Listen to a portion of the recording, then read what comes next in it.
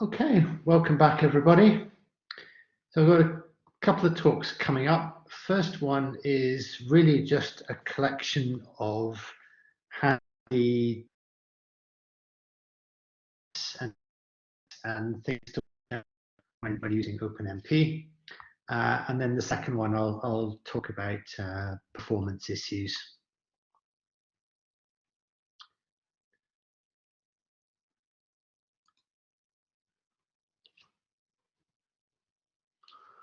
Okay, so this is a fairly random collection of things in no particular order. But okay, let's start with directives. Okay, yeah, if you mistype the Sentinel, so you know, if you make a typo in the exclamation mark $OMP in Fortran or #pragma OMP, and for a lot of compilers, that won't raise any error message. So that's be careful there.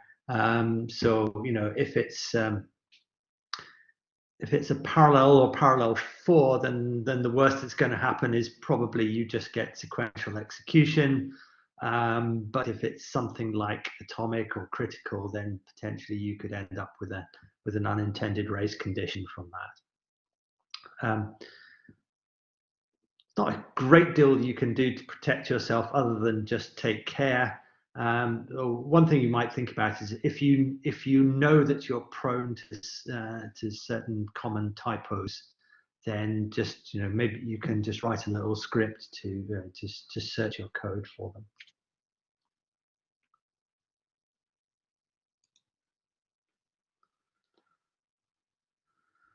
Okay. You may find it convenient to write code so that it works without OpenMP as well as with it. So obviously the way that the directives work and allows them to be ignored if you turn off the OpenMP compiler switch, but that doesn't take care of things like calls to the runtime libraries and so on. So the extra thing that you might want to use is there's a predefined macro. So _OpenMP is defined if the code is compiled with the OpenMP switch on. So that's a standard way that will work across all compilers to do conditional compilation, depending on whether you have OpenMP enabled or not. Yeah, the other way to do this, which is kind of very much probably out of fashion these days, is to link in dummy OpenMP library routines. There is code for that in the standard that you can copy if you really want to do that instead.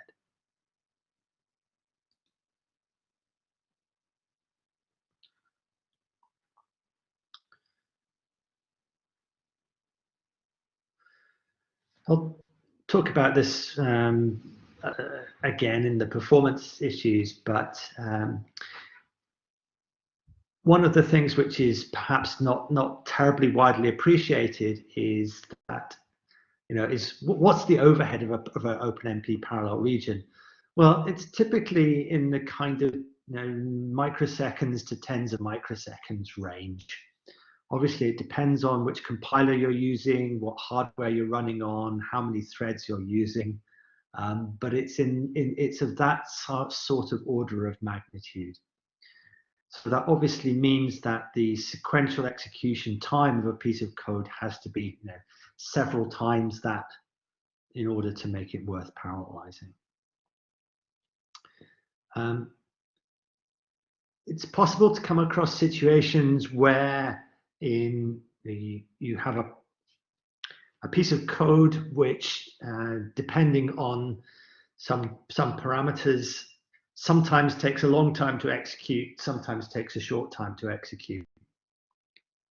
So if you have a code section that's only sometimes long enough to be worth parallelizing, you can use the if clause to decide at runtime whether to go parallel or not. So it works in the same way. I showed you the if clause on the task construct this morning. You can also have an if clause on a parallel construct as well. So basically, it will just do sequential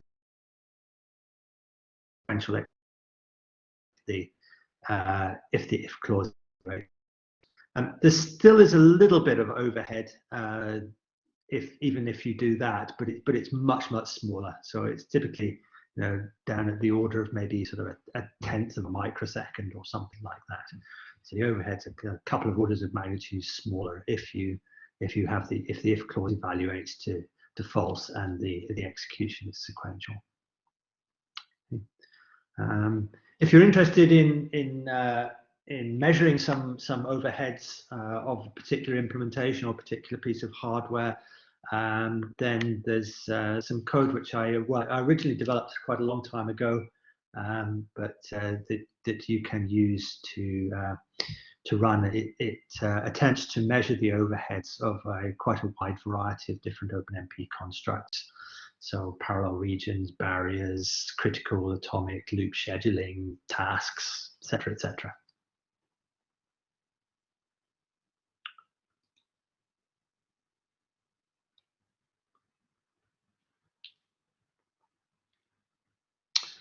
Okay, so next one is when is it safe to suppress barriers between loops? So if you have an example like this where you have, say, two loops with the same number of iterations. So, and the first loop, say, writes some values into an array AI, and then the second loop reads those values. Okay. So the question is then, is it safe to get rid of the barrier synchronization at the end of the first loop? So is it safe to use a no wait clause to remove the implicit barrier at the end of the loop? And the answer is yes, so long as the number of iterations in the loops are the same and the schedule clauses are the same, and the schedule clauses are either static or static with a chunk size. So under those conditions, you are guaranteed to get the same mapping of iterations to threads. So you know that the thread that executes the ith iteration will also, in the first loop, will also execute the ith iteration in the second loop for sure, and therefore there will not be a problem with the dependency on AI.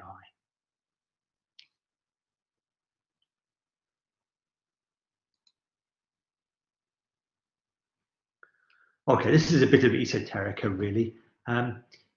According to the specification, the default schedule for loops without a schedule clause is actually implementation defined and doesn't have to be static. In practice, I think it is in all the implementations that I know of. But you probably if you're really being careful, you probably shouldn't rely on that.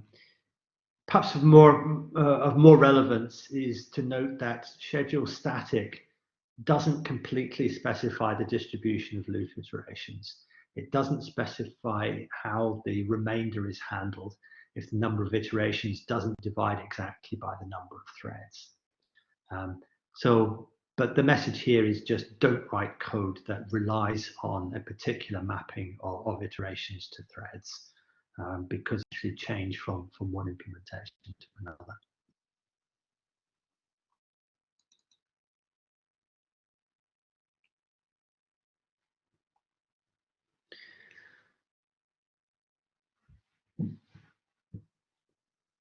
The little performance trick here, or performance tuning trick here, is that if you have unbalanced loops and you want to use a static or dynamic schedule with a chunk size, then tuning the chunk size can be tricky because the optimal chunk size can depend quite strongly on the number of threads.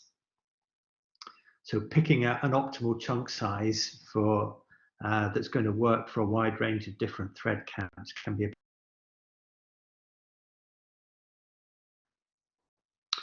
so what is often more robust is, instead of tuning the chunk size directly, you can tune the number of chunks per thread. Okay, to specify how many chunks is each thread going to execute, and then derive the chunk size for that.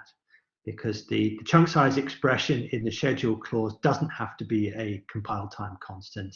It can be an expression containing variables. So it's okay to do this.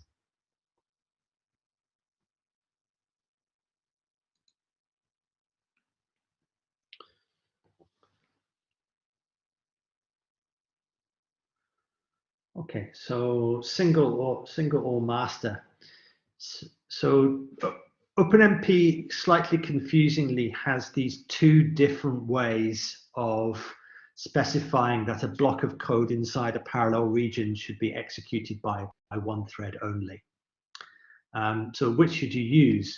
Well, a couple of considerations here. So master, it has lower overhead, because the master construct is really just a test based on the thread ID. It's really just convenient syntax for if OMP get num thread equals 0, execute something, else don't. But you need to be aware that there's this asymmetry in terms of the synchronization. So master has no implied barrier at the end of it. On the other hand, if you do expect, if you're in the situation where you expect some threads to arrive before others, and you can usefully get on with doing the one thread block while other things are being finished by other threads, then it might be better to use single, because that means that the first thread that gets there will execute the block, and the others will skip it. And then so single is the other way around. It has an implicit barrier at the end by default, but you can use the no wait clause to suppress it if you want to. I think it was just an oversight, or a kind of design decision that wasn't really particularly well thought through at the very beginning of OpenMP, to have this kind of weird asymmetry in the implied synchronization between these two.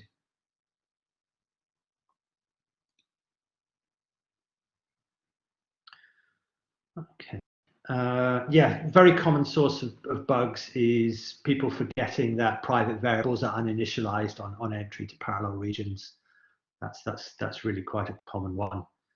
So obviously you can use first private, but actually it's more likely to be a mistake.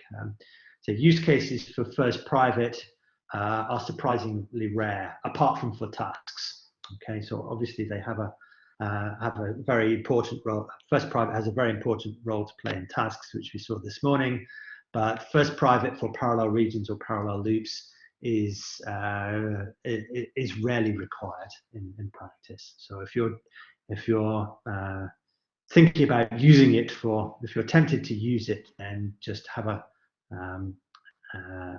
second thought as to why you're doing it.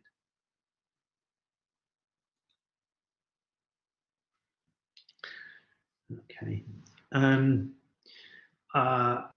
Yes. Okay. Default none. I've already kind of encouraged you to use this for tasks, but in general, I strongly encourage people always to use default none,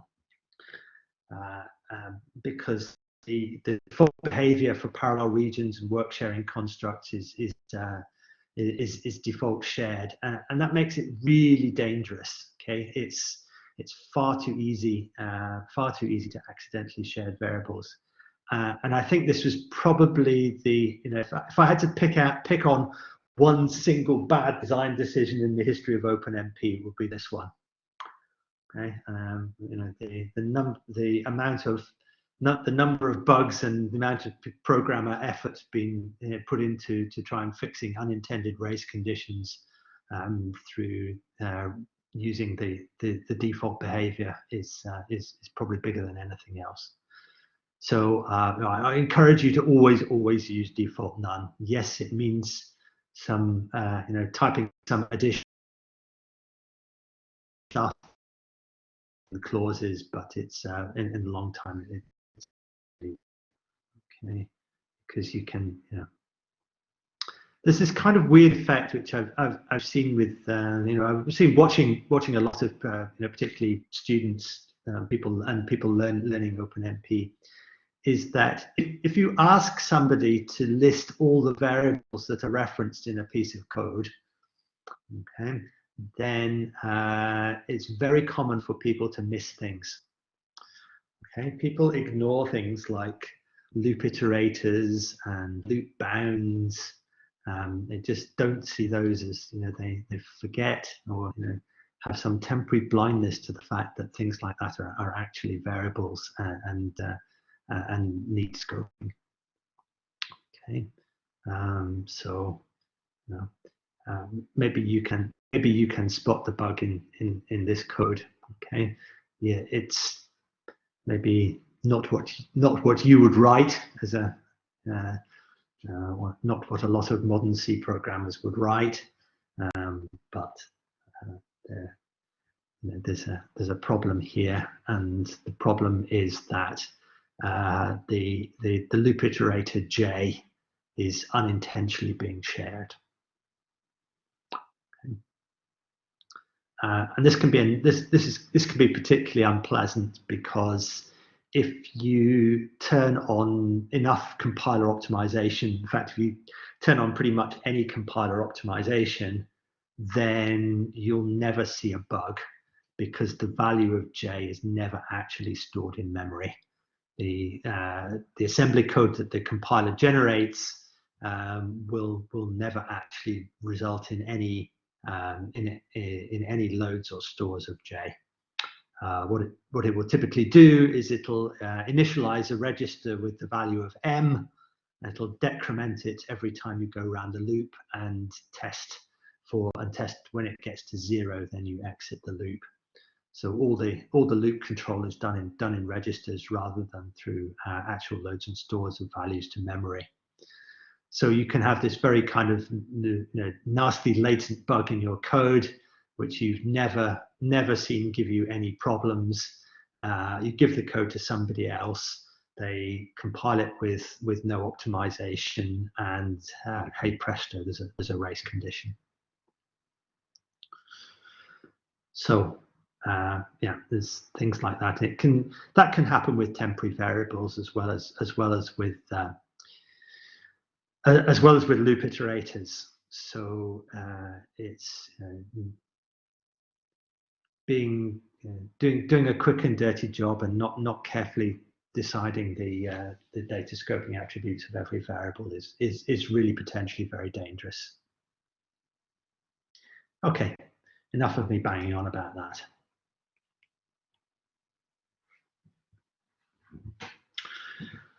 Okay, yeah, this is a slightly odd one. Okay, now this is to do with what happens if you try to make private copies of global variables. Okay, suppose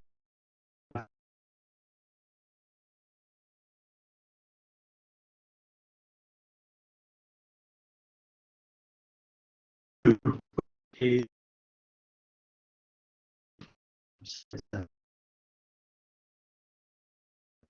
so I have other files,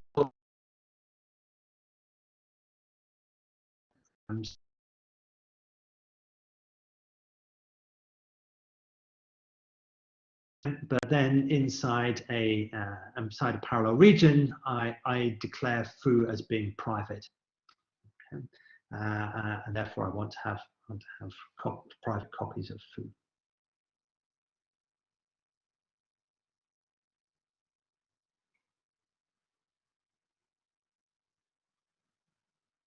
Oh, I think I've lost my connection a bit.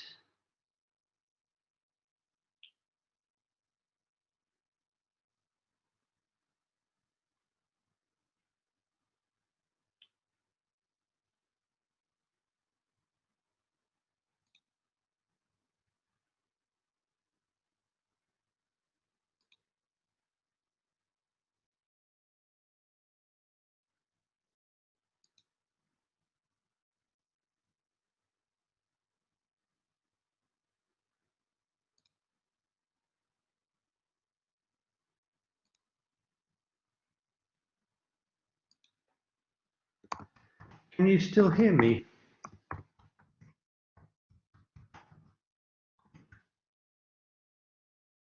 Yes, we can. We lost you. Yeah, when you started this slide, actually. Ah, okay. I'm sorry. Well, I'll start this one. I'll start this one again. Then sorry about that. Okay. Yeah. So let me start again on this one. The question is if we're privatizing global variables can be a problem. So let's see what happens in this case. We have is potentially if we have a variable foo which is declared at file scope, so it's a global variable, and then we have a parallel region where we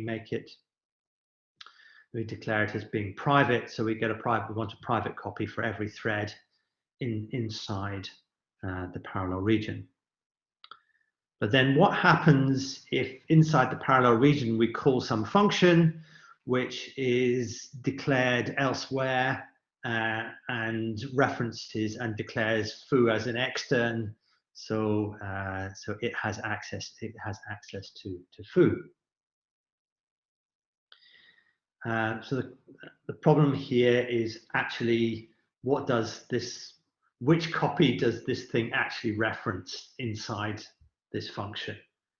And the answer is, well, actually, we don't know.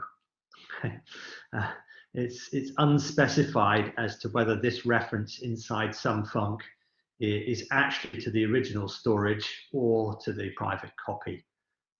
So therefore, this pattern is unportable and unusable. So if you want to access the private copy, then you need to either modify your code to pass it through the argument list, or potentially declare it as thread private instead, so that you get, if that's appropriate, you can make multiple copies per thread, a copy per thread of the actual original global storage itself.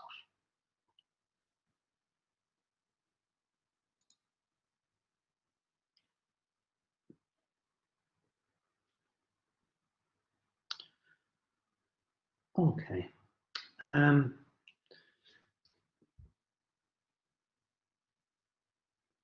So I encourage you to use default none, but that can get you into problems. And particularly, what should I do in this kind of situation? So this is the sort of thing that you can come across in old-fashioned Fortran code, particularly. Probably most of you would never write anything like this, but you never quite know what code you might potentially inherit or need to work on. So if you ever see something like this and somebody asks you to parallelize it with OpenMP, then you might need to think carefully about how you do it. You have a loop with a very large body that references dozens or maybe even over 100 different variables inside the loop. So you're then faced with the problem of determining the correct scope, whether things should be private or shared or reduction for all those variables. And that's tedious, it's error prone, and it's difficult to test adequately. So what you can do in this case is to refactor your sequential code so that you move all that code inside the body of the loop into a subroutine or a function call. And then what you can do is identify everything, all the temporary variables, or the variables that just need to be scoped for the loop, and make those local variables inside the subroutine, and then pass the rest on the list. So that transformation is much easier to test for correctness. So if you do that first and then parallelize it, that should that should greatly reduce the number of decisions you have to make. Plus, it also makes those decisions testable as well to some extent, because you're just refactoring sequential code. It's easier to check that you're still getting the right answers. Okay. Obviously, that's less of a problem in C or C++ because you can just, if they're not already done so, you can just declare temporaries inside the scope of the loop body, which will make them automatically private.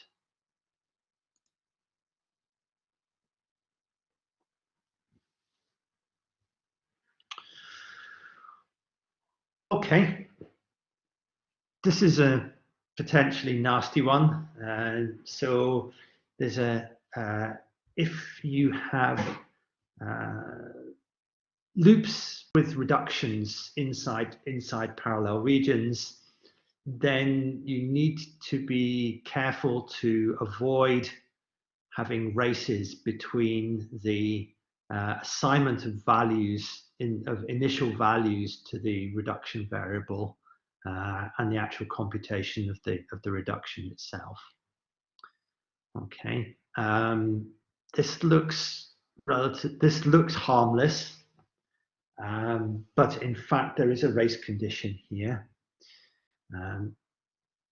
So what's going on here is, in fact, that because this is just a plain old parallel region, every thread is assigning the value 0 into sum here. And what can happen is that when we get to the end of the parallel loop, then each thread may try to add its partial sum into the original storage where sum was to begin with. Okay. Because, oh, excuse me, because it's a reduction. So inside the loop, every thread has a private copy of sum. At the end of the loop, the reduction has to be applied and to form the sum of all the partial copies. But what can happen is that some thread, you have to remember there's no synchronization on entry to the work sharing for. So what can happen is that one thread sets sum to 0 and then goes all the way through its loop iterations, adds its partial contribution into sum, and then sometime later, some thread that has been delayed for some reason then comes and sets the original value of sum back to 0 again. So you potentially lose the contribution of some of the threads. So yeah, this is one to watch out for. It's really not very obvious that there's a race condition here. Okay. You can't even just put this inside a master construct either. You have to have a synchronization point after this initial assignment of 0 into sum. So, for example, putting it inside a single is okay because there's a barrier, or using master plus an explicit barrier before the loop starts will solve the problem.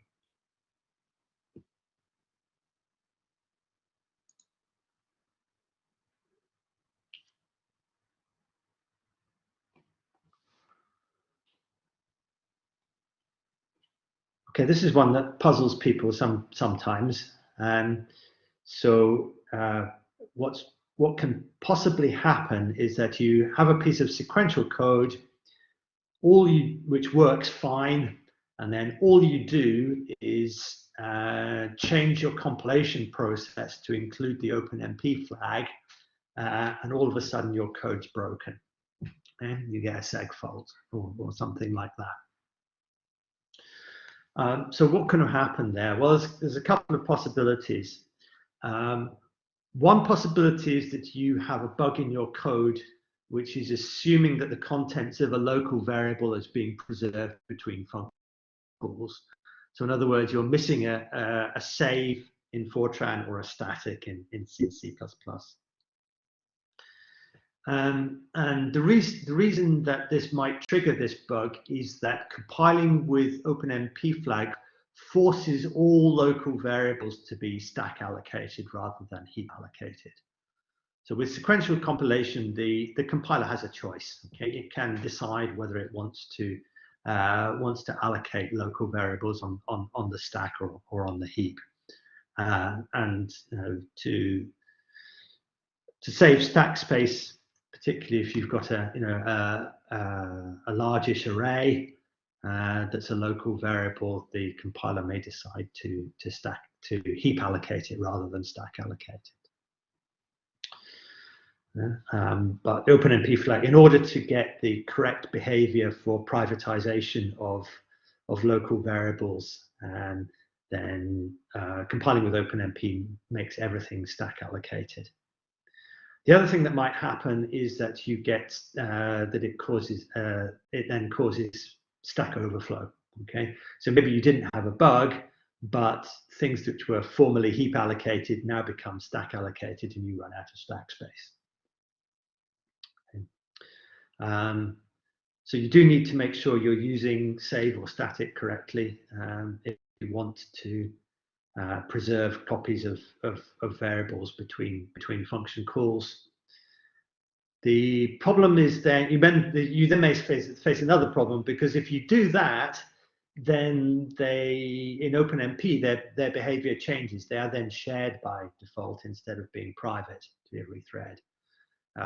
So you may need to make them thread private. But then you might also think, well, what's a common use case for this? A common use case for this is first time through code.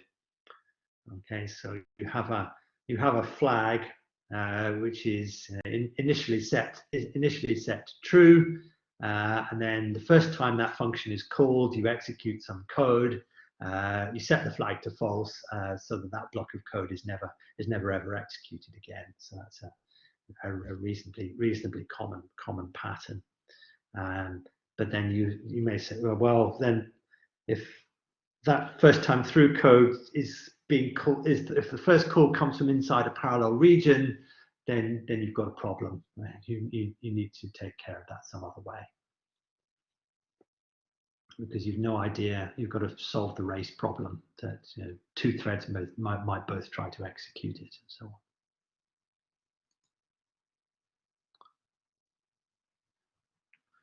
So what can you do about the stack size? So if you do have large private data structures, it's then possible to run out of stack space.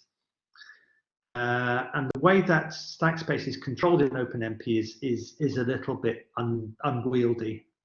There's good reason for it, but it's not particularly pretty. So the size of thread stacks, apart from the master thread, you can control with the OMP stack size environment variable. But the size of the master thread stack is controlled in the same way as you would for a sequential program. So depending on your compiler and operating system, that's either going to be a compiler switch or a command like ulimit in Linux. And the reason for this is that OpenMP can't control the stack size for the master thread, because by the time the OpenMP runtime is invoked at the beginning of the program, it's actually too late. The operating system has already set the stack size for the process, and you can't do anything about it by that point. So you may need to do both things here. You may need to increase the master thread stack size and all the other thread stack sizes with the environment variable.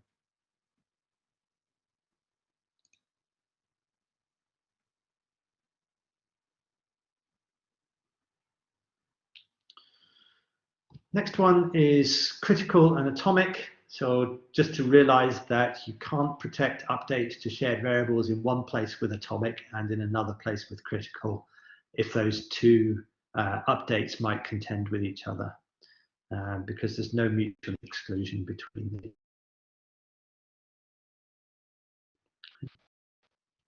So one way to think about that is that critical is protecting access to a block of code, whereas atomic protects access to memory locations.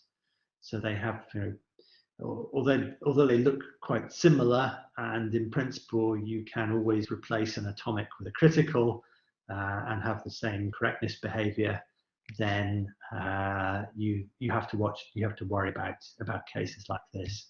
So you can't protect the same variable with critical in one place and atomic in another.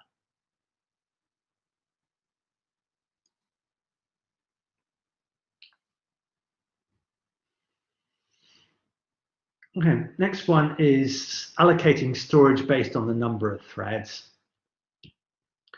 So sometimes you want to allocate some memory whose size is determined by the number of threads. So you might want an array where you have one element per thread or something like that. But how do you know how many threads the next parallel region is going to use? You can't call OMP get num threads in the sequential part, because that'll just return 1. So what you can do is you can call OMP get max threads instead. Okay, and that returns the value of this internal control variable which I was talking about this morning, called nthreads var.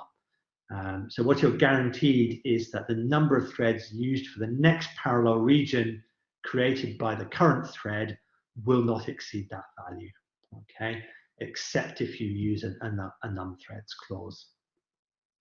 So you can use OMP get max threads to safely determine enough storage to allocate for every thread in the next parallel region. As an aside, it's worth noting that no matter what you do, the implementation can always squirrel its way out of what you ask for and deliver you fewer threads than this value. Okay. So if you do end up writing code that depends on there actually being a certain number of threads, then it's good practice that you should always call, once you're inside the parallel region, you should always call OMP get num threads to check, and then take the appropriate avoiding action if it turns out that you've got less threads than what you asked for, and that's going to cause some correctness problems in your code. Okay, so most of the time you're programming with parallel loops, it doesn't matter. It's good practice to write code that'll work for any number of threads, but there are some patterns where it's difficult to do that. So if you have like producer consumer type pattern, then unless you have you may be in a situation if thread 0 is doing something special inside the parallel region, then you may be in a situation where your code actually won't work unless you have at least 2 threads. So it's in that case, it's always a good practice to check, to have a check inside the parallel region to make sure you have got the minimum number of threads that you need.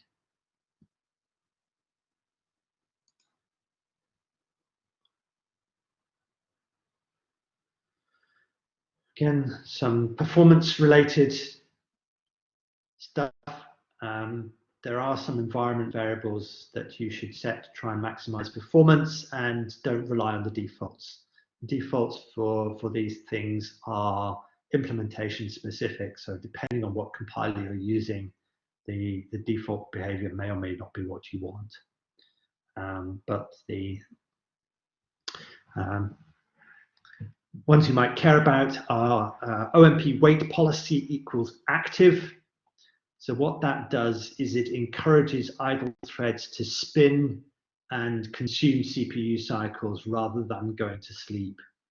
So if threads are idle, say between parallel regions, or waiting in a barrier, or waiting for a lock or a critical region, then this environment variable says, please keep those threads alive and spinning rather than put them to sleep.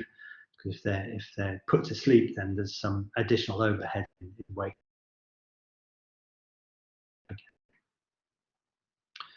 Of course, people keep resources, and that's potentially unfriendly to other processes running on your system. But if you if you're really thinking about, okay, I'm just interested in maximizing the performance of my application, then you should use this. Second one is OMP dynamic equals false. So again, this is an unfortunate piece of overloaded terminology. This is nothing to do with dynamic loop schedules. This is dynamic adjustment of the number of threads in parallel regions. So despite what I said previously, if you set this to false, then it at least gives a strong hint to the runtime not to deliver you fewer threads than you asked for. There are always circumstances in which it still might do that. Okay? So this doesn't absolutely guarantee you always get what you asked for, but it gives the runtime a hint saying, you know, please always give me the number of threads that I asked for, and don't try to you know, reduce the number of threads based on the system load or something like that. And the third one is OMP proc bind equals true. So this prevents threads migrating between cores. So it basically says, okay, please bind the threads to cores at the start of the program and keep them where you put them.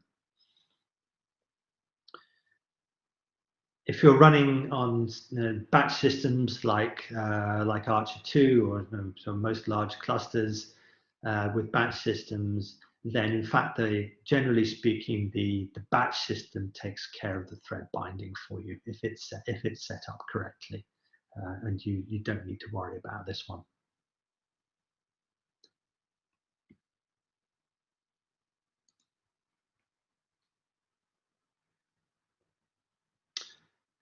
And finally, a little bit about tools.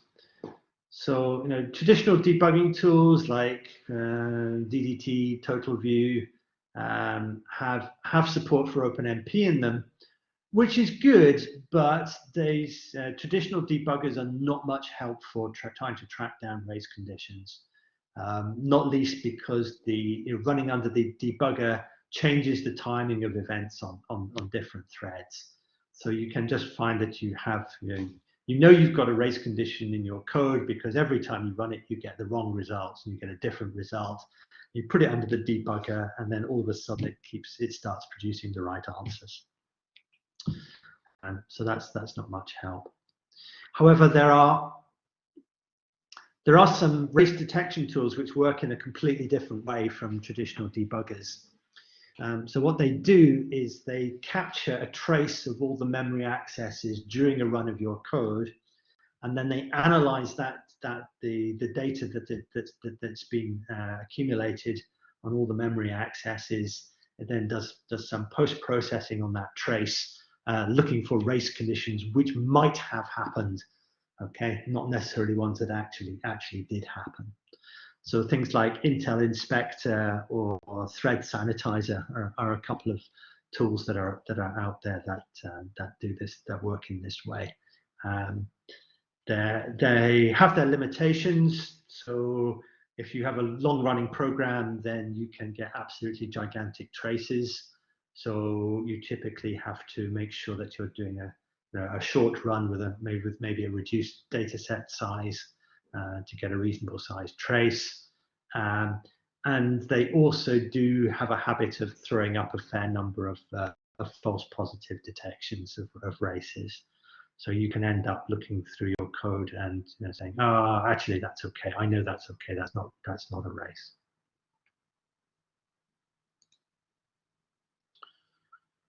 And then finally, a word about timers. Okay, if you're going to use timers with multi-threaded code, then make sure whatever you use does actually measure wall clock time and not something else.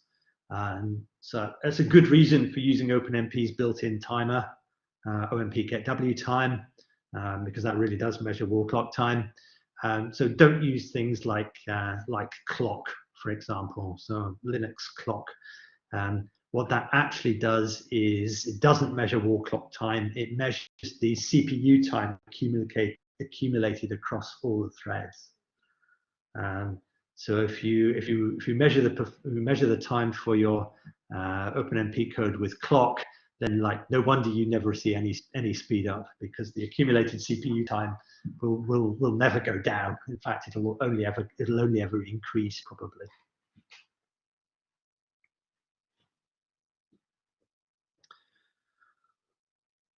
Okay, good. That's the end of that one. Any questions about any of that?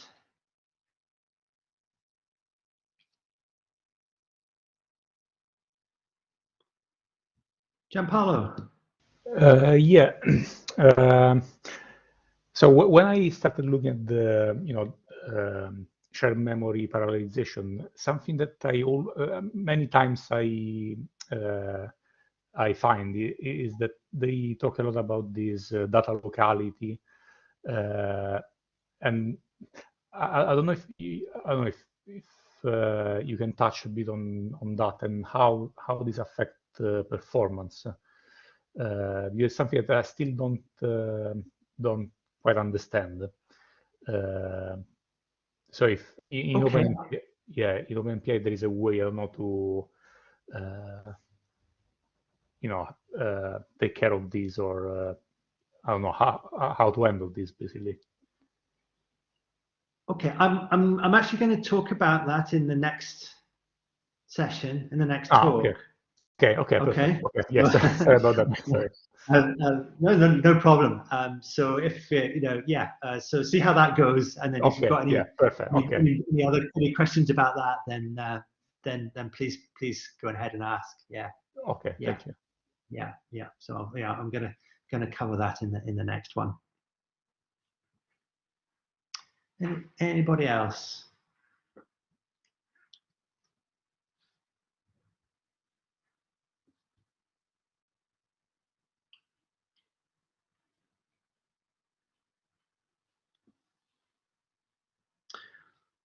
Okay.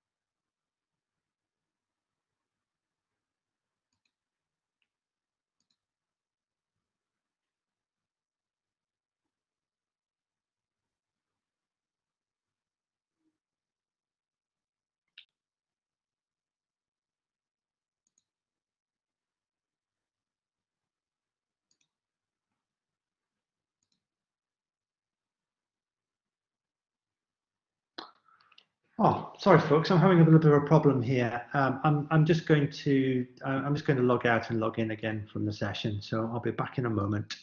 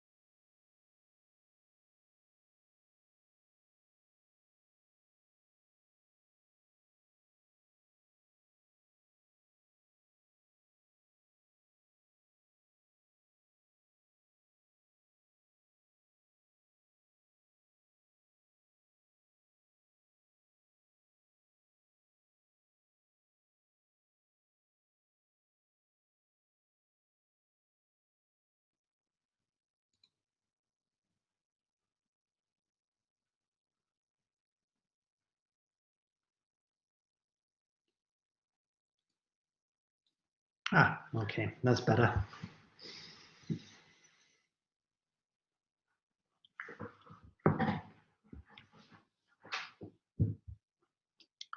So what I want to do in this talk is talk about performance tuning. So I really want to give you kind of framework thinking about the various different performance issues that you can have with OpenMP code. Actually, a lot of this really still applies to other shared memory programming APIs, but it's a little bit open. It's not. Some of the solutions are OpenMP specific, but the issues are pretty general, in fact. Okay.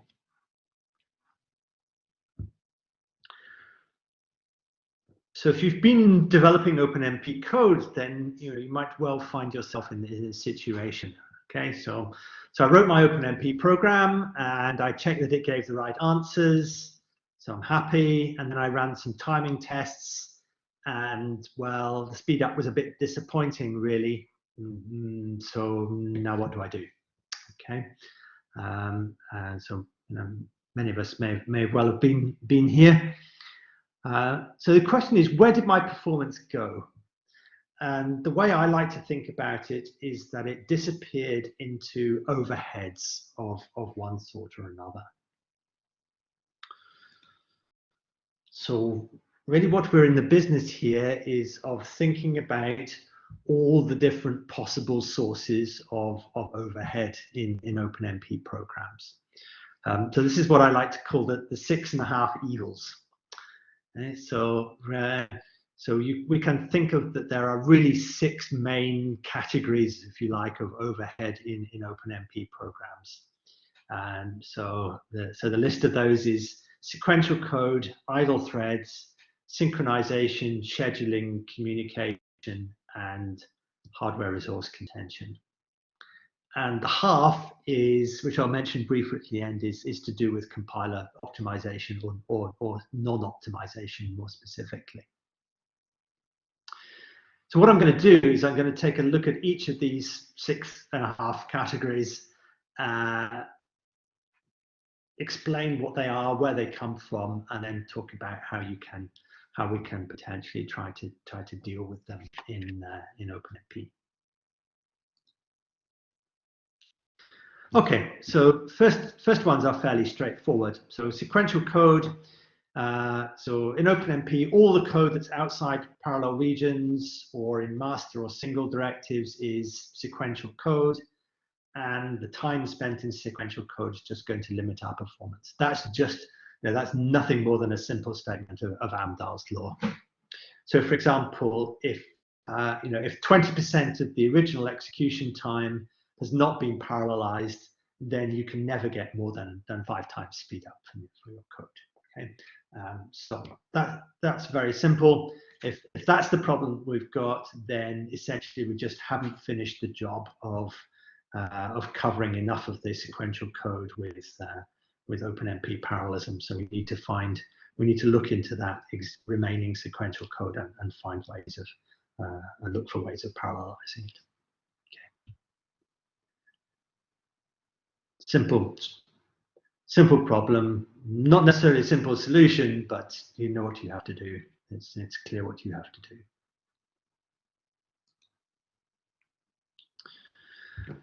Okay. The second one is idle threads. So this is usually to do with unbalanced loads, though not necessarily, as we'll see in a minute.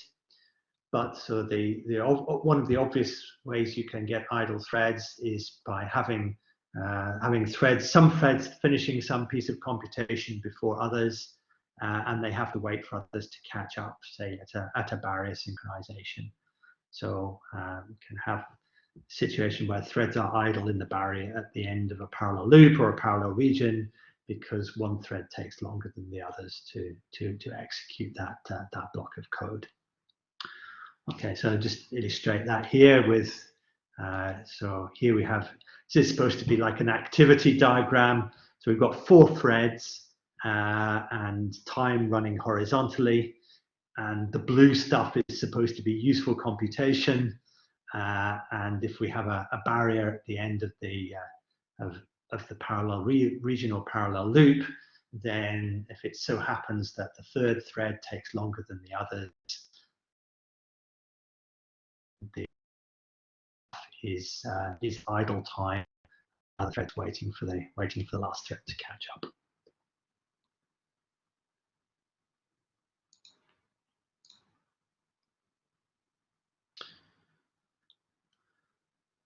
So what can you do about load imbalance? Well, if it's a parallel loop, we can obviously experiment with the different schedule kinds and chunk sizes. You can use the schedule runtime option to avoid recompilation while you're doing those experiments. So that allows you to set the schedule with an environment variable rather than having to recompile the code. So it's just a useful convenience. And as talked about this morning, for more irregular computations, using tasks can be helpful because in that case, the runtime is supposed to take care of the load balancing for us. Just a word of warning, it's not always necessarily safe to assume that two threads doing the same number of computations will actually take the same time to execute them. So just because two threads are executing exactly the same piece of code doesn't necessarily mean it's going to take the same amount of time. The reason for that is because the time that a thread takes to load or store data may be different, okay, depending on where that, if or where that data happens to be in the memory hierarchy. So where it is in amongst all the multitude of caches that we have in modern systems. So you may find that depending on the access patterns, some threads have fewer cache misses than others, and that can introduce some load imbalance, even though the code doesn't look imbalanced at all.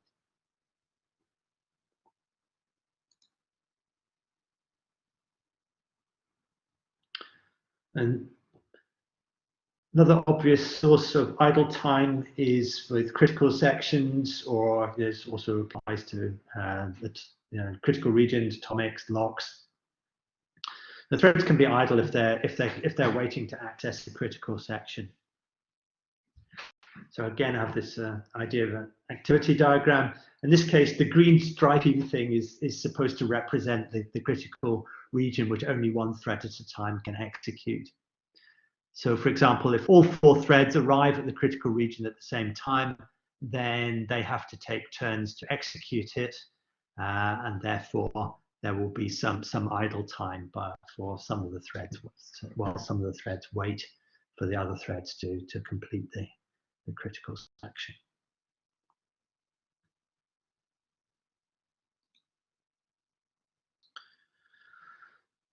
So what can you do to try and avoid waiting? Well, you can obviously try to minimize the time spent in the critical section. So it may be really worth investing effort in optimizing very hard the code that's inside the critical section to make sure that takes as little time as possible. Some other things you can do is just be aware that OpenMP critical regions are effectively a global lock. Okay,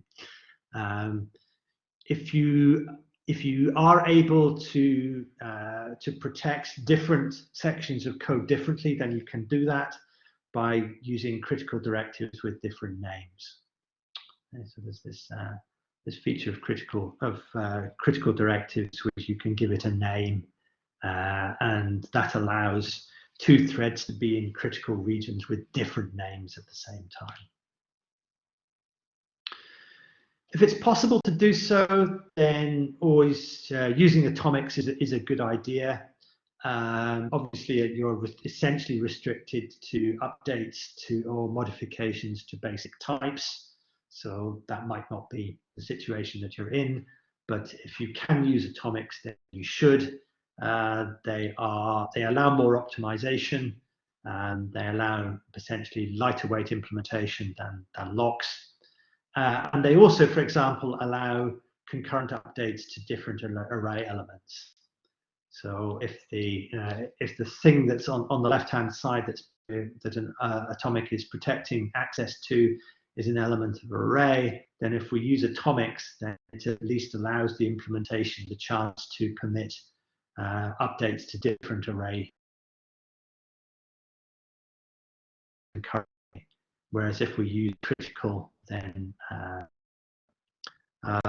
or potentially if you can't use atomics, then maybe you can use multiple locks if you're protecting updates to more complicated updates to more complicated data structures, then you might want to say add a lock to every instance of an object or a data structure, so that you can do individual protection on updates to that data structure.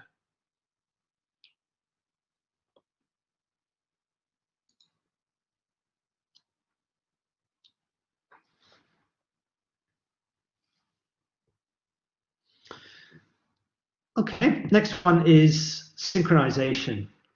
So every time we synchronize threads, there is some overhead. Even if the threads are never idle, even if all threads happen to arrive at the barrier at exactly the same time, then the barrier itself takes some time to execute. That's because the threads must have to communicate with each other somehow. The threads are actually communicating with each other through the memory system. In fact, that's the only way that threads can communicate with each other, and communicating for the purposes of synchronization is no different. A lot of OpenMP codes are full of implicit barriers, because that's the kind of coding style that OpenMP encourages. Using parallel regions and parallel loops, there's an implicit barrier everywhere, and barriers can be pretty expensive. Obviously, it depends on the number of threads and the runtime that you're using and the hardware, but with typically thousands to tens of thousands of clock cycles to do a barrier. And the other synchronization constructs like criticals, atomics, and locks are not free, and nor are things like creating and executing tasks. So what can you do to avoid synchronization overheads? Well, again, this is back to what I was talking about this morning. This is a question of granularity. So you want to try to parallelize at the outermost level possible, so that your pieces of computation between synchronization points are as big as possible. In other words, you want to try and minimize the frequency of barriers. So that might mean you need to do things like reordering loops, and maybe also consequentially reordering array indices as well. So it can be unfortunately fairly invasive changes to a code, depending on how it's written. You can also use the no wait clauses on work sharing directives that suppress the implicit barrier. But you need to be really careful. It's very easy to introduce race conditions by removing barriers that are actually required for correctness. And in most, as I said, most implementations, you'll find that atomics have less overhead than critical or locks. So it's not guaranteed. It's a quality of implementation issue, but for the most part, it's most implementations do have well optimized atomics, so it's worth using them.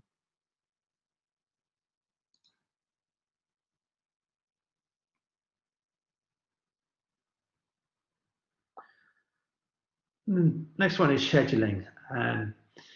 Again, touched upon these ideas this morning. If we create computational tasks and then rely on the runtime to assign those threads, then we incur some overheads for the scheduling process.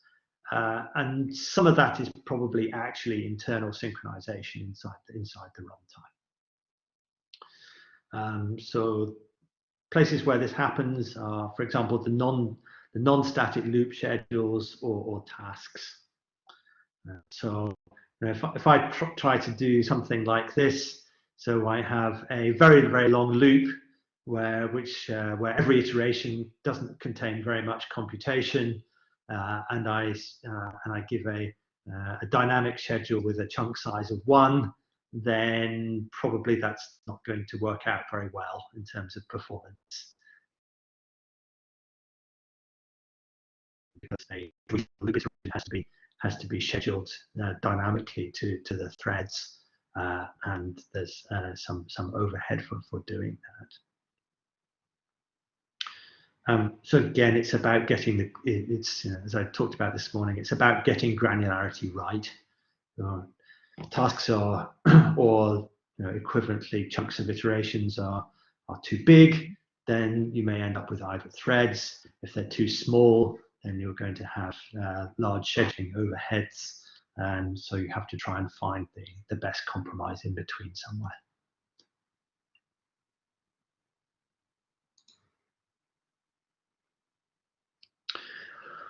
Okay, well, those, in some sense, those are the easy ones. I mean, there's obviously significant problems, but they're relatively easy to detect, at least. Okay, so it's relatively easy to figure out what the problem is. Unfortunately, communication is very much more difficult. And the problem is that on shared memory systems, communication is actually really disguised, if you like, as increased memory access costs, because it takes longer to access data that's in main memory or in another process as cache than it does from the local cache. And so remember that memory accesses are expensive things in modern hardware. So we're talking the order of hundreds of cycles for a main memory access, compared to, say, maybe 3 cycles for a floating point operation. So there's like this 2 orders of magnitude difference in the cost of accessing main memory versus the cost of doing arithmetic. And communication between processes takes place via the cache coherency mechanism, which I'll talk a little bit about in a moment. But it's very different from message passing. If you have an MPI program, then it's very clear just by eyeballing your program where the communication is happening, because the only place that MPI communication happens is inside calls to the MPI library. So it's very obvious, and it's also relatively easy to instrument. So it's very easy to produce tools that intercept every call to the MPI library and record when the message was sent, when it was received, how many bytes were transferred, all that kind of stuff. For shared memory, the communication is very fine-grained because it's on the level of individual memory accesses. And it can be spread throughout the program in a way that makes it much harder to analyze or monitor. So you cannot, in general, just look at a piece of code and say, aha, that read of that array element is going to result in a level 2 cache miss. Okay? You simply cannot reason about cache behavior nearly as easily as you can reason about explicit message passing. Okay, cache coherency is a complicated topic. I'm going to try and give a 1-slide summary of what's going on here, which is hopefully enough to understand the issue and think about the consequences for your program. Okay, so a very highly simplified description of cache coherency. The problem that this is trying to solve is that we can have modern hardware. We've got lots of cores, and essentially every core typically has its own local caches attached to it. So that means there can be multiple copies of a memory location stored in all these different caches in the system. And the hardware has to make sure that those copies are kept coherent, so that two accesses from different cores cannot observe different values at the same time. So in order to do that, the way it works essentially is that if a thread writes a data item, then it will get an exclusive copy of that data in its local cache. So that's marked in the hardware as identified as being the only valid copy of that data item. And at the same time, all other copies of the data item in other caches get marked as invalid, so we can avoid reading out of date values. So a write to a data item means that you get an exclusive copy in the local cache, and all the other copies in any other caches get marked as invalid.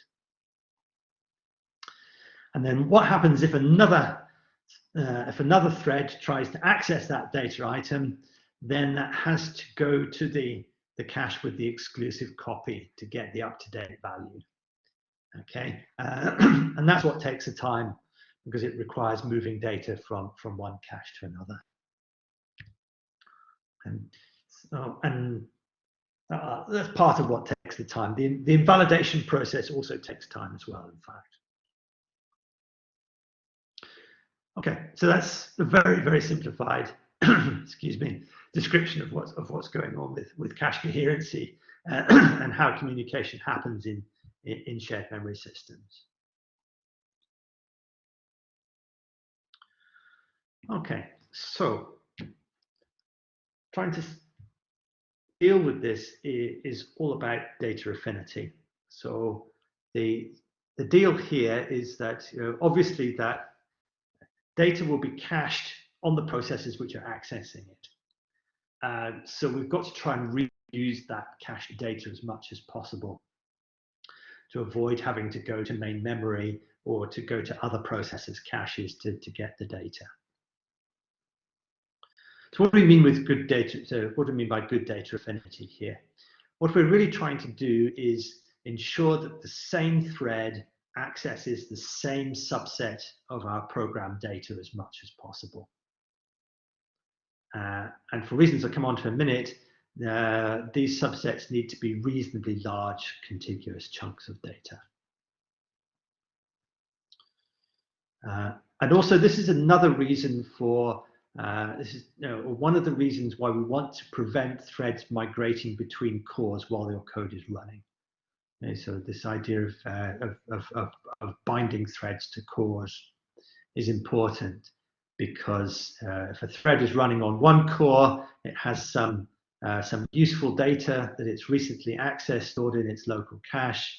If their thread then migrates to a different core and then subsequently accesses that data all has to be moved across to the cache where that thread is now executing. So I mean, there's a cost of actually moving the thread, but there's the bigger cost is probably moving the thread's data between caches along with it.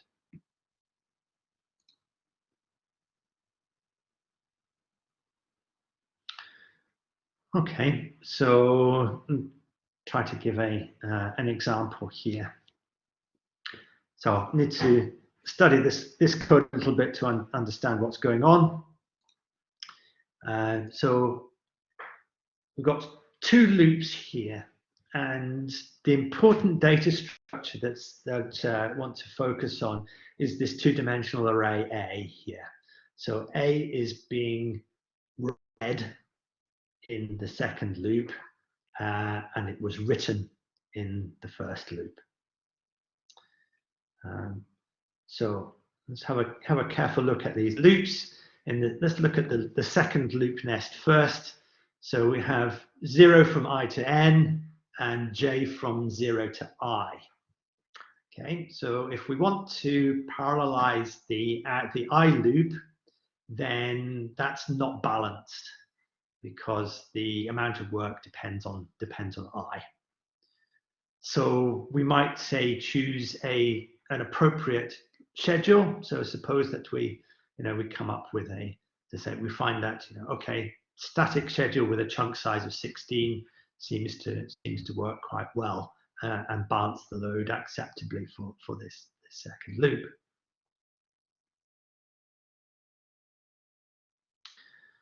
Well, let's go. Now this time j runs from 0 to n.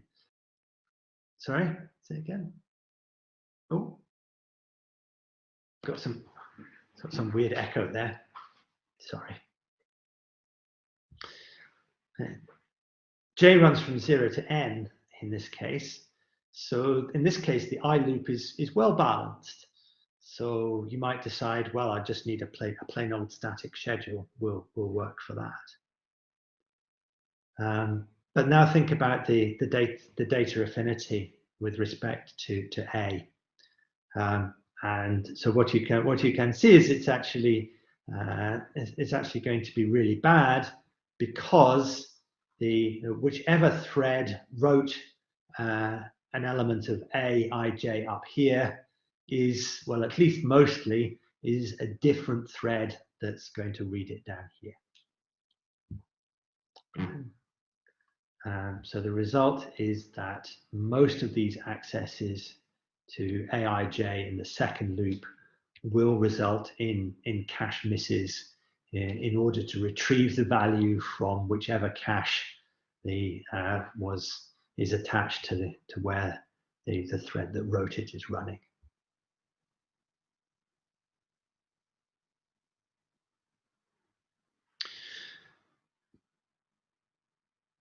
In this case, there's an easy solution, of course. If we simply applied static 16 schedule to the first loop, then we would match up the access patterns and we would avoid the cache misses.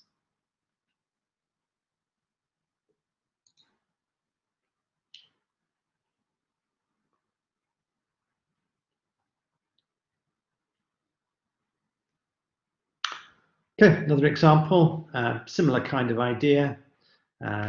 Suppose now we have a parallel loop that reads some values from this array A here, and then we have a sequential loop that reassigns A with some new values, and then we repeat the parallel loop again, which reads from A. So in this case, what's going to happen is that so different threads are going to cache different parts of the array A because of the parallel execution of this loop, this first loop. Then the sequential write to A will cause an exclusive copy in the cache where the master thread is running, and all the other copies will be invalidated. And then we have to, when we execute the second parallel loop here, apart from on thread 0, all of these accesses down here are going to result in cache misses because the copy in the local cache has been invalidated, and we have to go to the remote cache to get the up-to-date value. So patterns like this can result in a lot of memory traffic. So even if you're, for example, so maybe your initial profiling of the code didn't indicate that this middle loop was sufficiently expensive to be worth parallelizing, it's nevertheless resulted in a lot of data movement and communication going on in the system.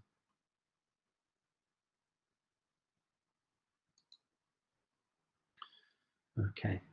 Oh, yeah, I should kind of mention the fix here. Well, obviously you could maybe just parallelize this loop as well. That would probably help.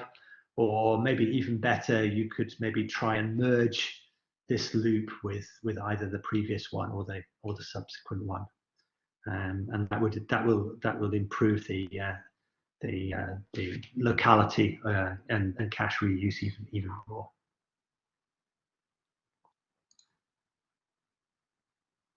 Yeah, so I think I've said most of this. Okay. In fact, what you will see here is that if you measured the time of this block of this sequential loop here, then you would actually see the execution time of this increase when you multiple threads in the other loops because of the invalidations that it has to do. And then the second one is, second parallel loop is going to scale badly because of the additional cache misses. So you may end up needing to parallelize code which doesn't appear to take much time in the sequential program, just in order to improve the data affinity.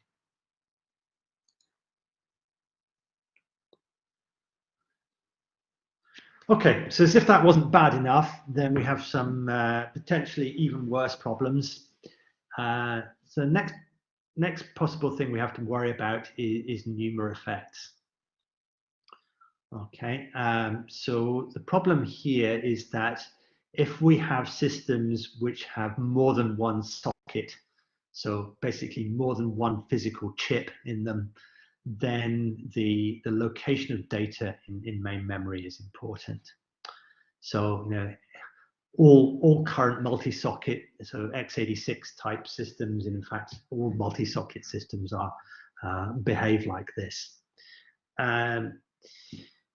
And we're even seeing chips produced now. So, for example, the AMD Rome processors, which are in Archer 2, these actually have multiple NUMA domains within a single socket as well.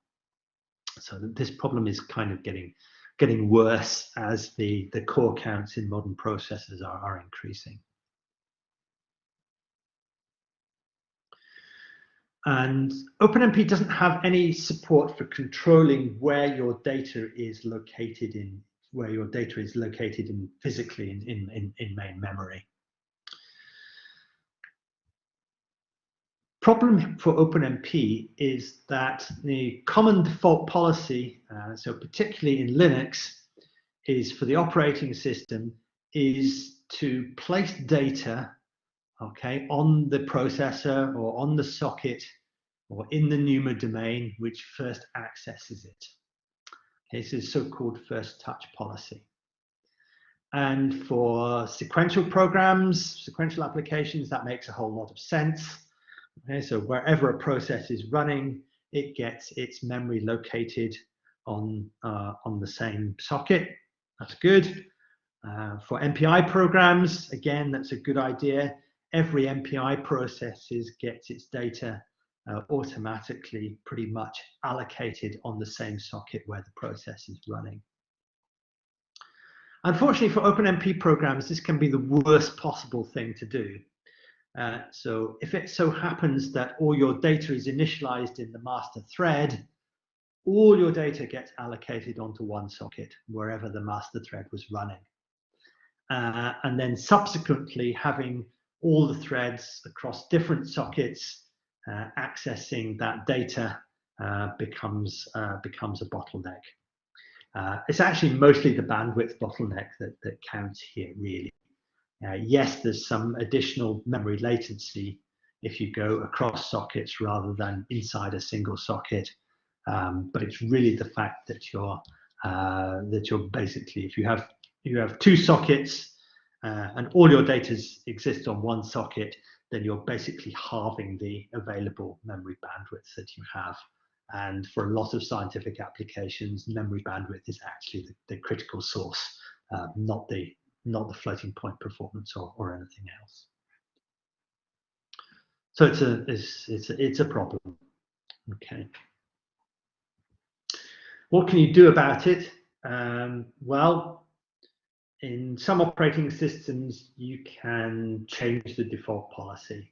So, for example, in Linux, you can use the NUMA-CTL command to change the policy from first touch to round robin, for example. So it simply just round robins the memory pages across the different sockets. The first touch policy can be utilized to control data placement indirectly by parallelizing your data initialization. Okay, so even though that may seem completely useless in terms of the time it takes in the sequential code, okay, so you know your data initialization may be over in a fraction of a second, and your program is going to run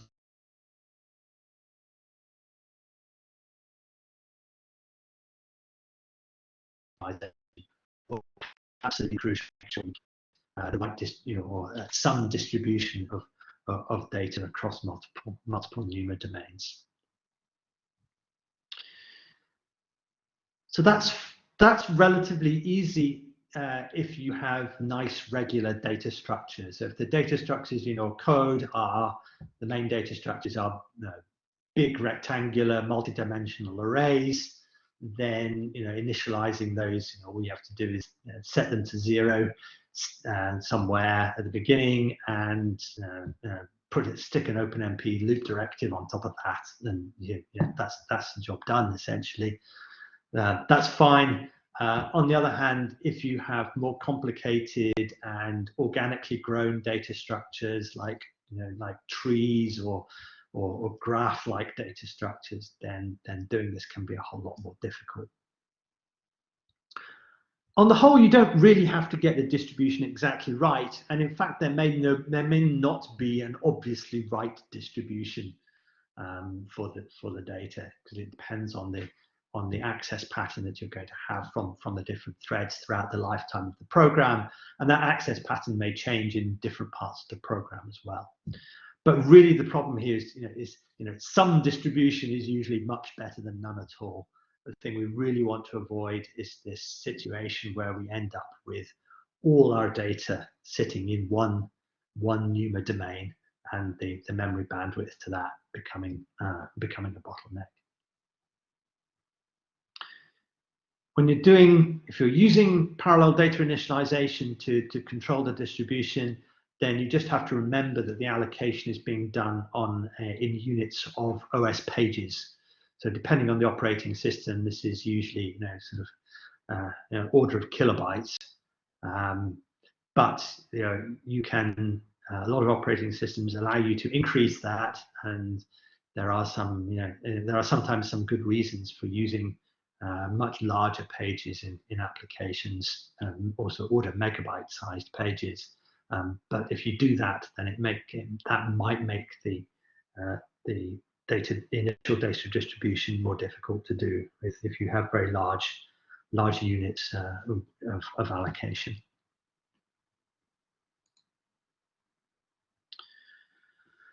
Okay, and then something else that's, well, I used to think of this as being very, very evil. To some extent, modern hardware is a bit better than it used to be, but it's still something that's well worth being aware of.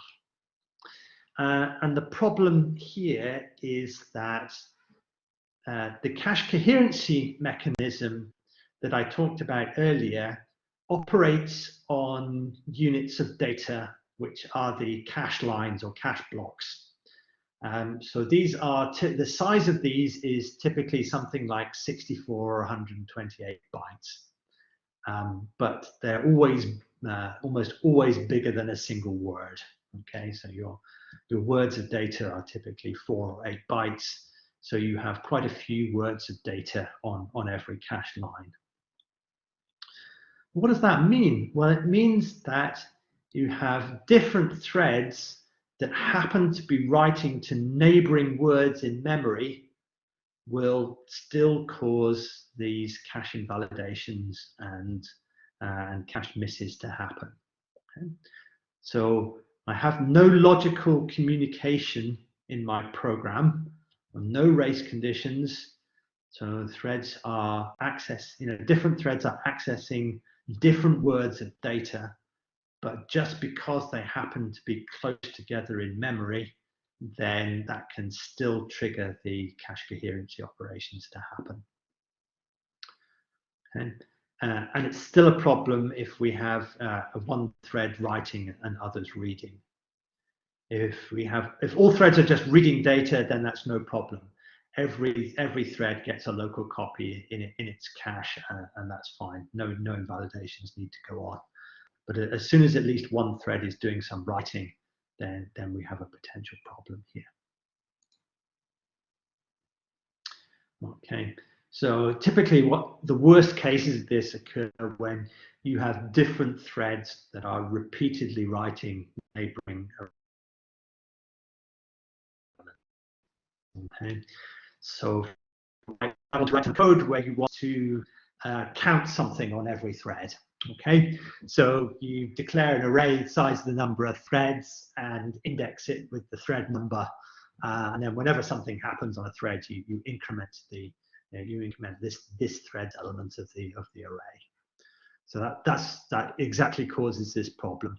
You have different threads updating neighboring words in memory, and so you can generate a lot of cache coherency traffic. Can also happen in other situations. So, for example, the bottom one here. So we have this doubly nested loop, and the I loop is the parallel loop here, and the I loop is indexing into an array B. So, for example, if we chose to use a static schedule with a chunk size of 1, then we again would be this problem where neighboring values of I are being executed by different threads, and therefore neighboring words in B are being updated by different threads.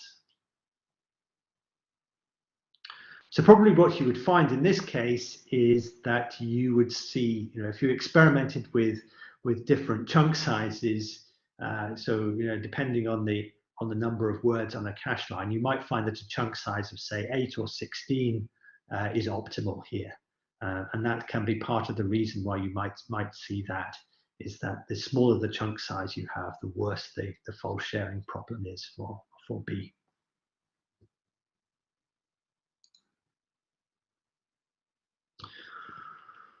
Okay, any questions on that bit?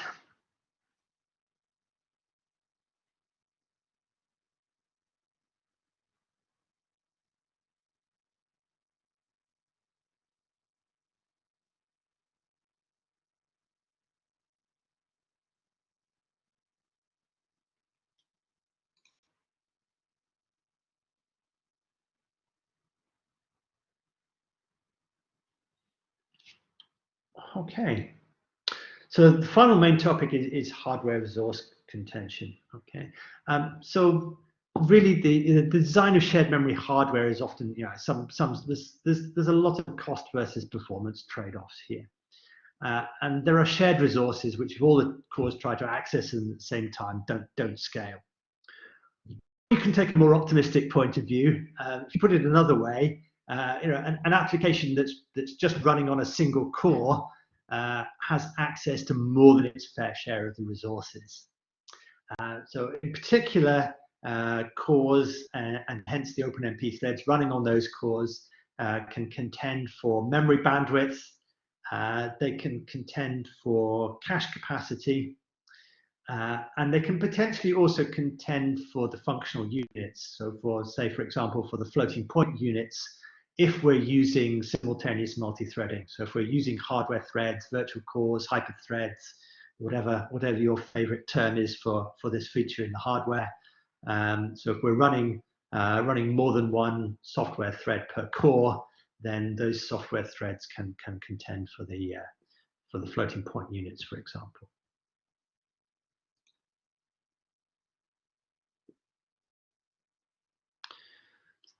Most important one is memory bandwidth, and the codes which are very memory bandwidth hungry won't scale linearly on most shared memory hardware, and there's not much you can do about that apart from trying to reduce the bandwidth demands by improving locality and therefore the reuse of data in caches. And if you do that, then that's obviously going to benefit the sequential performance as well, most likely, but it's even more important for multi-threaded code.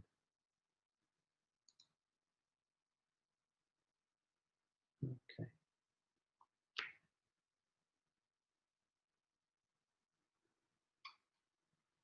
So I don't want to bombard you with too much data or graphs and so on, but I find this one really interesting and illustrative to try and understand just how the memory bandwidth contention can be.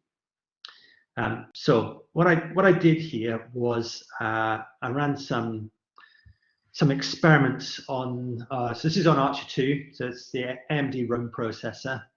And I just restricted this to one NUMA region. So that's on Archer 2, that's on this processor, that's 16 cores are attached to each slice of main memory in a NUMA region. And each core has its own level 1 and level 2 caches. And then there's a 16 megabyte shared level 3 cache for every group of 4 cores.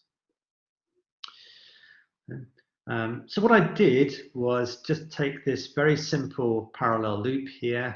It just forms the sum of the elements in an array. And do is execute this loop sufficient times such that the value, if the elements of the array are going to fit in the cache, then they will fit and stay there. So just execute this enough times for the initial cache misses to not be significant, and then measure the speed up that I can get for different values of n. Okay, different so essentially for different sizes of the array, and also for different numbers of threads. Okay, so this is what we end up with here. Okay, so what's plotted here is on the x-axis is the speed up. Okay, and the y-axis is the speed up. The x-axis is just the number of loop iterations, just the value of n. Okay, and then so I get a different speed up curve depending on the number of threads. So I'll get each curve here corresponds to 2, 4, 8, or 16 threads.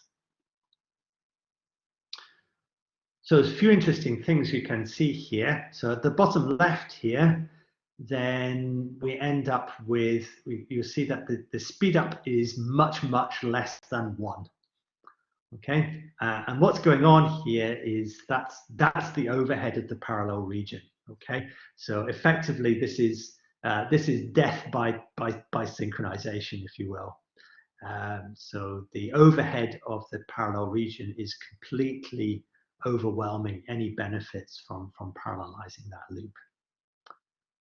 And depending on the number of threads, you can see it actually takes between maybe something like 50 to 100,000 loop iterations in order to just get back to a simple 1. So in order to get any benefit from parallelization at all, I need so maybe order of 100,000 iterations. That's because I compiled that code with lots of optimization. The compiler does a good job. It generates good vectorized code for it. So the sequential code is very efficient, but that means that I need quite a lot of work or quite a lot of iterations just to recover the sequential performance. So with 2 threads, then that's the blue line here. That's pretty much what you expect. So once I've overcome the overheads of parallelization, then I end up with a speed up of about 2, no matter how big the array is. So that's quite straightforward. But then if I go to 4 threads, which is the orange line here, then initially the speed up climbs up to around about 4 for a bit, but then as the size of A gets bigger, that starts to decline, and then eventually it drops off back down to a value of close to 2. So what's happening here is that at this point where it starts to drop off, then the data no longer fits in the level 2 cache, so then the data is now in the shared level 3 cache. So there is some contention for the bandwidth to the level 3 cache. And then when the data gets bigger again, it doesn't 3 anymore, So then all the accesses are effectively to main memory. So they are, and I get really bad contention for the bandwidth to main memory. And the same kind of thing happens for 4 threads, sorry, for 8 threads, the purple line, and 16 threads, the red line, except that I get this really big spike here. So what's going on here is, remember that we now have more threads than can use a single level 3 cache. So we have every level 3 cache is attached to 4 cores.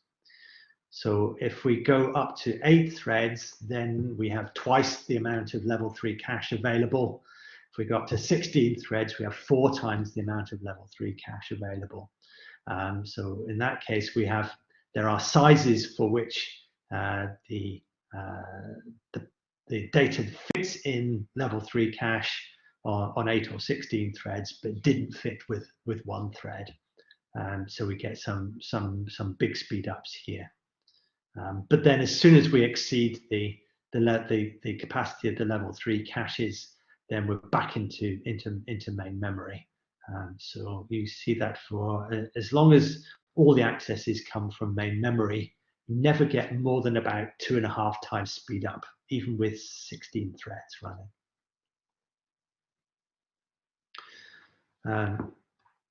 You can think of it the other way around. You can think of it, okay, what's going on here is actually a single thread is able to consume almost half the memory bandwidth for the memory that's attached to 16 cores. But adding more threads, you just don't get any big increases in bandwidth. So this can be a serious limitation for shared memory programs that are very memory bandwidth hungry.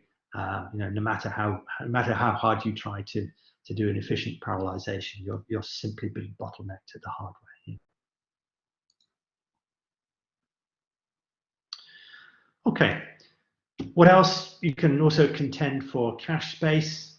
And so if you have shared level 3 caches, then you may have codes that don't appear to scale well because a single thread running on a single core is able to access the whole of the shared cache. And then as you add more threads, then they have to divide the cache space up between them.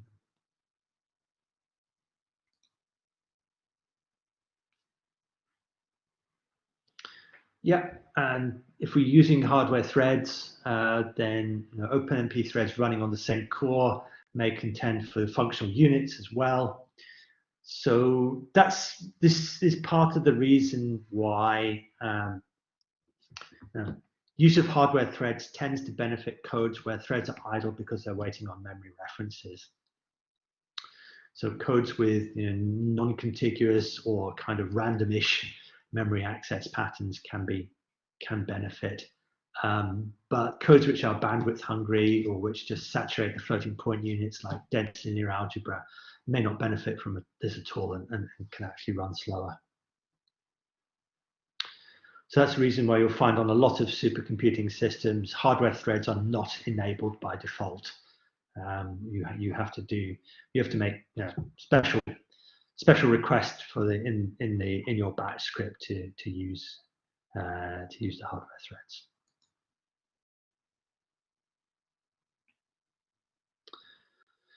Then, of course, we can deliberately try to oversubscribe if we're not careful. So running more threads than you have hardware execution units is generally a bad idea because the operating system tries to give each thread a fair share, and it has to do that by time multiplexing.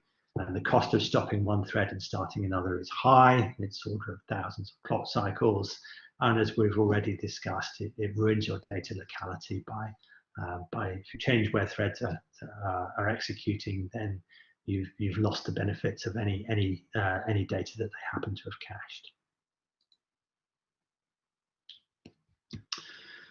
Okay, so that's a tour of the six evils. The 6.5 is thankfully getting rarer these days as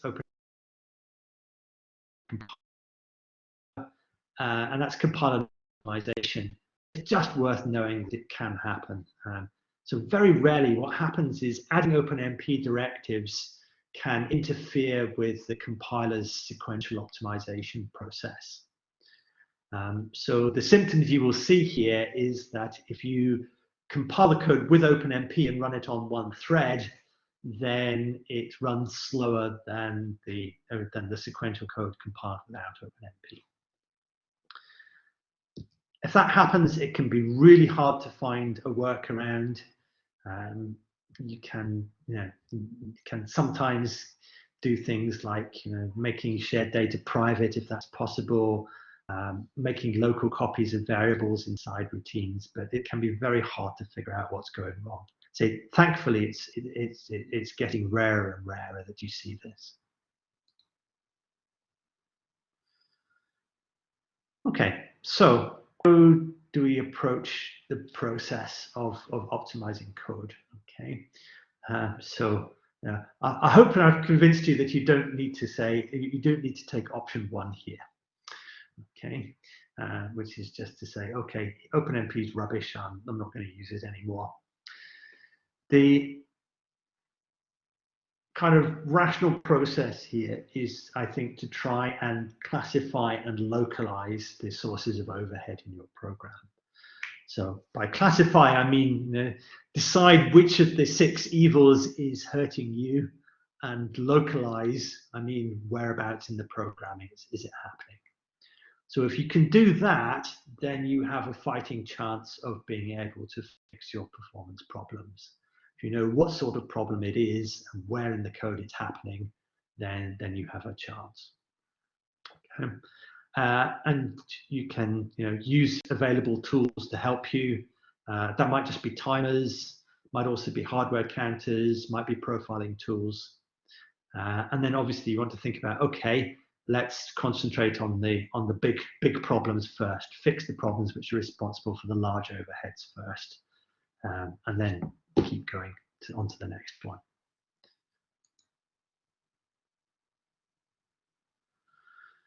So in terms of profilers, standard profilers, things like gprof or the profilers that come along with your favorite IDE, can be pretty confusing for OpenMP, because typically what they do is they report the accumulated time spent in functions across all threads.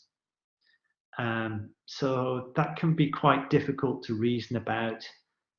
Doesn't show up problems like load imbalance, for example. And then you also have to, if you have idle threads, how is that going to show up in your profiler? Well, it might show up as some weird function from inside the OpenMP runtime. But if the threads have gone to sleep, then that might just not show up at all in your profile. You can get a lot out of using timers. So one strategy you can adopt is to add timers around every parallel region and also around the whole code. And then you can work out, that at least tells you the localization thing, which parallel regions have bad speed up. And it also tells you by subtraction how much sequential time is there as well. Okay, so and also don't assume necessarily that the time spent outside parallel regions is necessarily independent of the number of threads. Depending on what system you're running, there are a variety of performance tools out there, some of which are better than others for OpenMP applications. That try to tell you something about performance. Okay. Most of these will do a reasonable job of identifying maybe sequential code, maybe idle time, maybe synchronization overheads. What profilers are typically very bad at doing are diagnosing communication.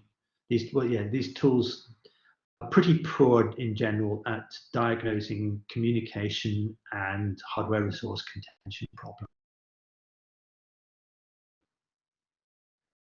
the last one I mentioned here is actually different, and it's actually quite good for things, finding things like cache and memory problems and diagnosing problems like false sharing. So that's quite an interesting one. So Thread Spotter works in a very different way from the other tools. It actually takes a statistical sample of memory accesses and then essentially replays that through a cache simulator. And that allows it to actually diagnose these kind of memory system problems, which the other tools really don't deal with at all well.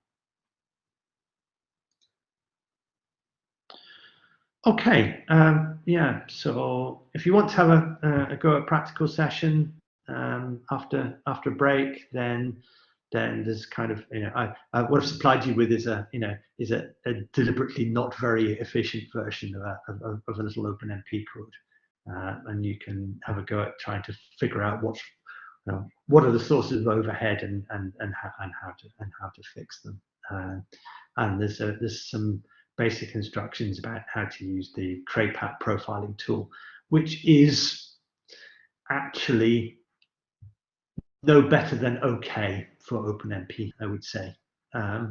It can tell you something, but it's rather limited in its capabilities.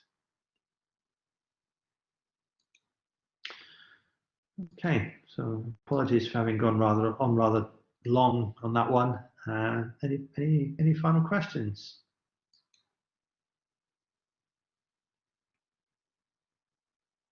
Gianpaolo? Yeah, maybe just a quick one.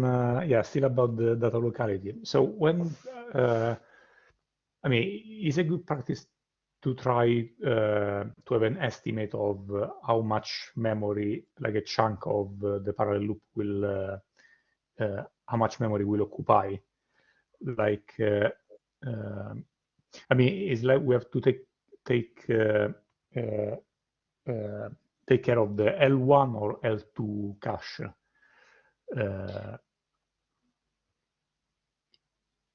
Well, the answer to that is it's no different from, if you're interested in doing blocking for cache behavior, then it's really no different from what you would do for the sequential code anyway.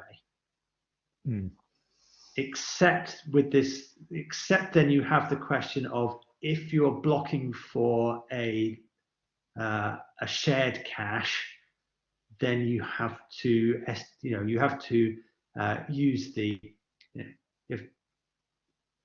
size of the cache divided by the number of cores that are attached to it, rather than the size of the cache to match up with the size of the data accessed by a block.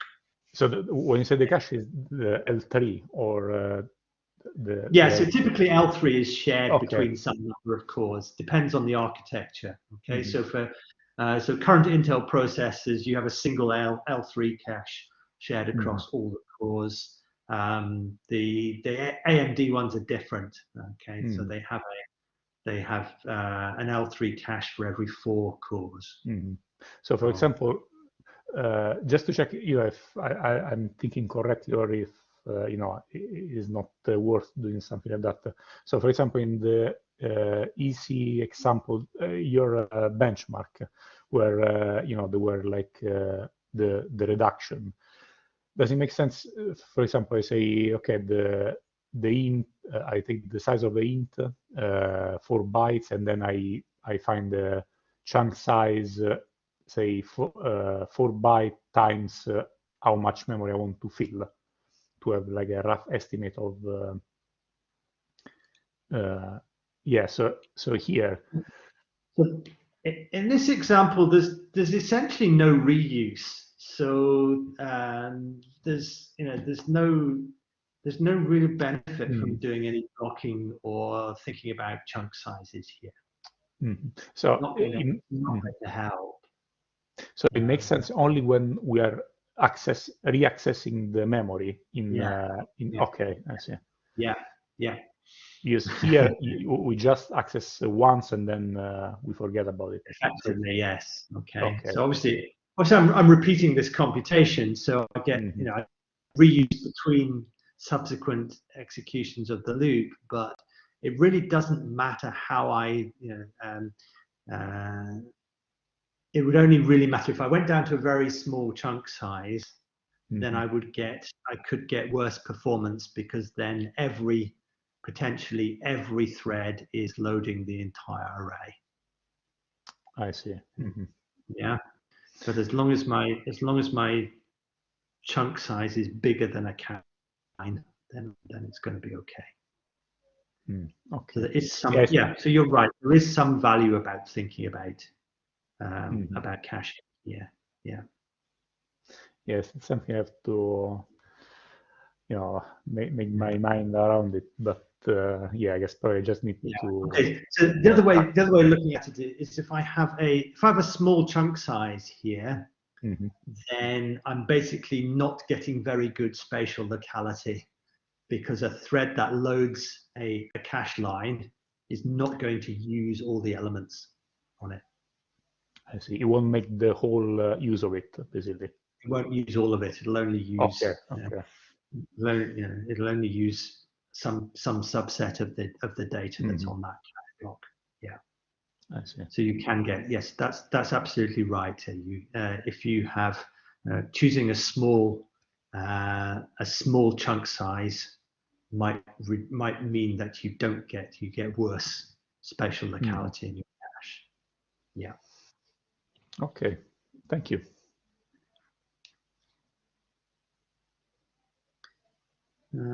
Okay. Anybody else?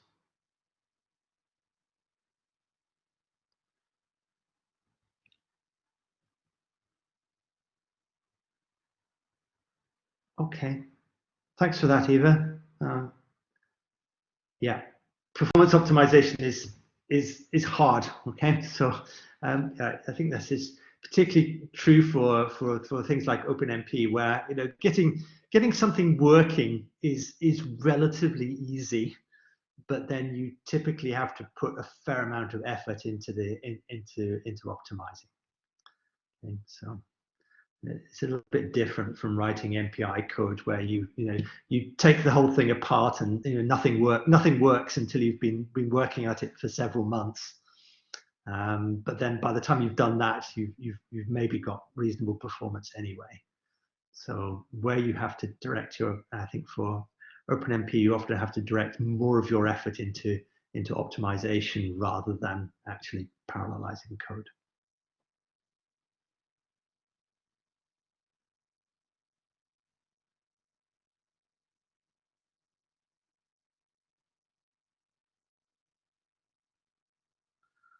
Okay, so I'm sorry I've run over my timetable a bit there. I'm going to take a short break. Please feel free to do so as well. But then I'll be back and I'll be available until I'll be available until 5 to answer any other questions you have. And otherwise, and then we'll wrap it up at about 5 o'clock.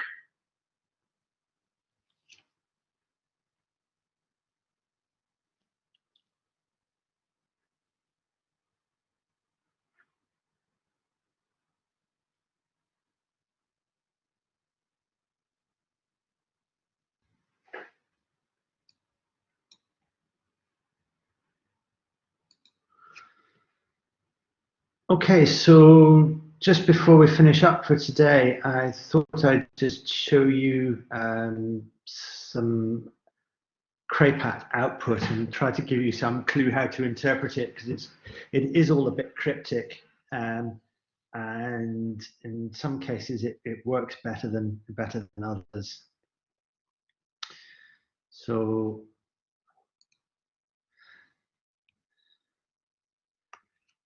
this is what you get for the Fortran version,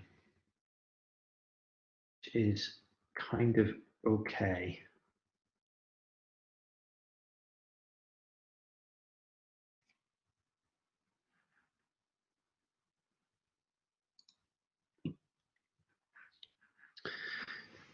So basically, this is the profile table here.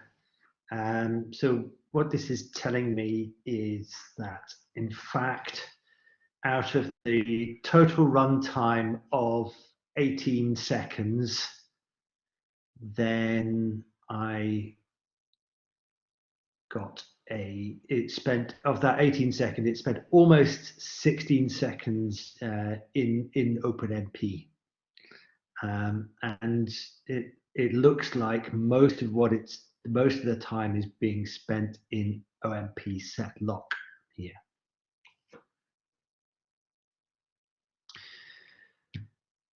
Unfortunately, that's not particularly helpful because the code doesn't call OMP set lock.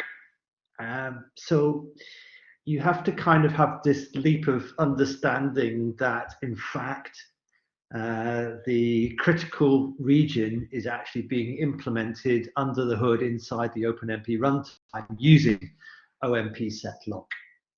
So what this is really telling you is that it's spending most of its time waiting for, most of the time here is idle time spent waiting for access to the critical region.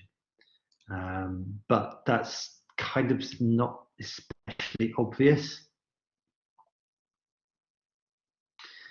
The other thing that you can pick up from this is that of the time that was spent in, so the time spent in user code does indeed come from the loop at line 23 in the forces routine, as you might expect, which is the loop with the parallel loop directive on it. But that a good part of that time is actually in balance. So the percentage column in the middle there, it says 44.5% in balance, means essentially that almost half the time there was actually idle time. So you can, if you kind of know what this is telling you, get something out of it. So it really is telling us that there's potentially two major sources of overhead here. First one is idle time waiting for access to the critical regions, and the second one is load imbalance. But as I say, it's somewhat cryptic and not that easy to interpret. And unfortunately, if I do the same, if I run the C example instead, then unfortunately that's even worse. It really doesn't show you the right thing at all. Okay. It seems to tell you that almost everything is spent in the forces loop, and really doesn't show up the OpenMP overheads properly.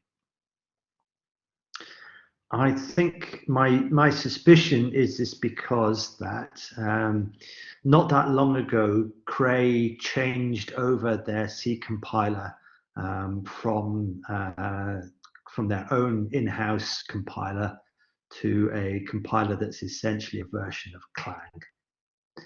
And it uses instead of using Cray's own OpenMP runtime implementation, it's now using the standard Clang OpenMP runtime, and I think that seems to be a lot less well integrated with CrayPat, unfortunately. So it doesn't give you as much useful information, which is kind of a bit sad.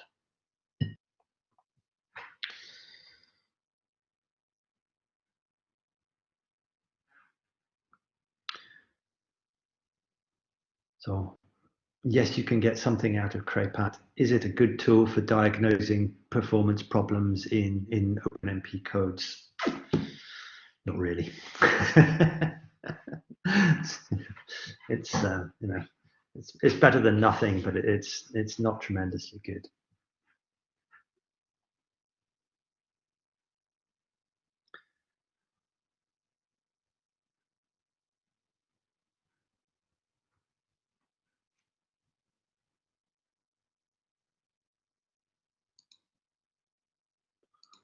Okay, Does anyone have any questions before we finish up for today? Maybe a quick one. I was just having a look at the profiling tools that you suggested. I was having a look at ParaTools Thread Spotter. So and quickly also Scalaska. I see that they are free to use, right? I think they probably certainly Scalaska is, and I think maybe Thread Spotter currently is as well. Yes. Okay. So these tools go through various phases of being free and not free. So I see. But so is it okay? Is it something you would recommend? Like yes. Okay. So yeah, I definitely quite like Scalaska. As it largely because it follows my philosophy of trying to classify and localize overheads, rather than try to produce a classical profile. I see. So I do quite like that, and yes, definitely Thread Spotter for these kind of memory access, the memory system overheads. It's the only tool that really gives you anything vaguely sensible for communication and cache behavior and false sharing and things like that. Yeah. I see. And I guess there will be some documentation to see, to maybe to give it a try. I'll have a look. But yeah, thank you very much for. So if you're doing serious OpenMP development, then because this would work for any. Definitely worth a look. I see. Because this will work for any shared memory implementation. For example, I mean, I started, having a look at shared memory parallelization with TBB. So, I mean, would this tool do the same job with TBB? I think so. Yes. It's kind of.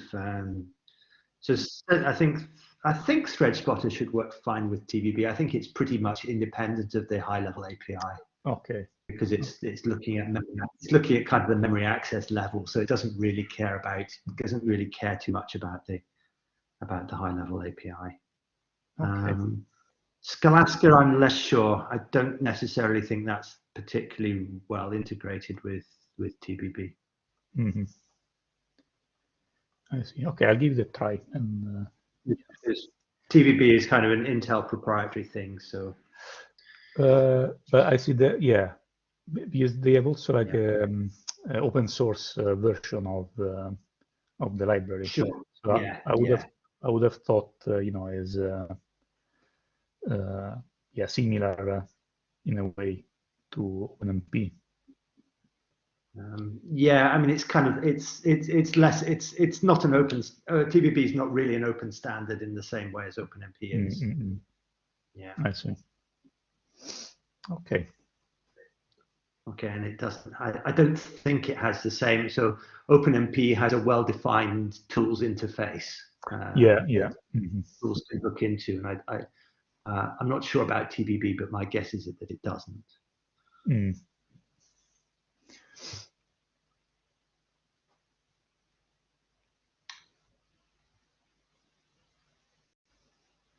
But yeah, definitely, Scalaska and Thread Spotter are worth investigating.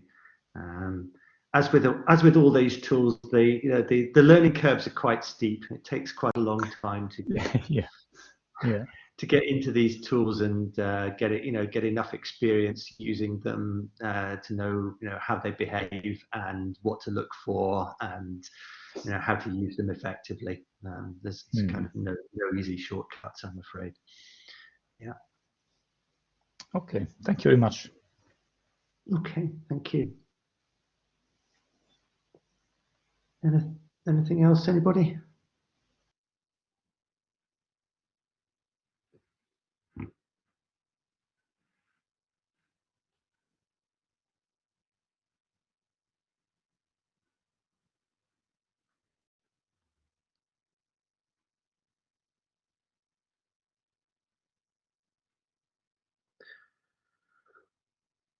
Okay, in which case, thanks very much, and hopefully I'll speak to you all again on Friday for the second half. So Friday morning, so we'll be talking about hybrids, OpenMP and MPI applications, and how that works, and some of the issues involved.